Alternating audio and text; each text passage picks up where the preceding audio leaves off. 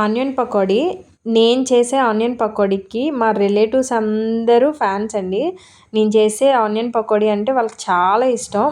ఎంత ఇష్టం అంటే వాళ్ళు మా ఇంటికొచ్చినా, నేను వాళ్ళ ఇంటికెళ్ళినా పక్కా నా చేత్తో పకోడీ చేపించుకుంటారు. అంత ఇష్టం అనమాట. ఇంకా రైస్‌లోకి ఏ కర్రీ లేకపోయినా పర్వాలేదు. ఉత్తి రసము, ఈ ఆనియన్ పకోడీ యేసుకొని రైస్ అంతా తినేస్తారు. అంత ఇష్టం అనమాట. అసలు బయట కొన్న వాటిల కన్నా నా పకోడీ అంటే చాలా ఇష్టపడతారు. మ్యాక్సిమం నేను ఎప్పుడు కలిసినా మాత్రం వాళ్ళకి ఆనియన్ పకోడీ చేస్తాను. పిండి తక్కువ, ఆనియన్స్ ఎక్కువ. క్రిస్పీగా అండ్ టేస్టీగా చాలా బాగుంటుంది పకోడీ అయితే అసలు మామూలుగా కాదు. నేను చేసే రసం అన్నా కూడా ఇష్టమే. సో రసము, ఈ పకోడీ ఇంకేం కర్రీస్ అవసరం లేదు.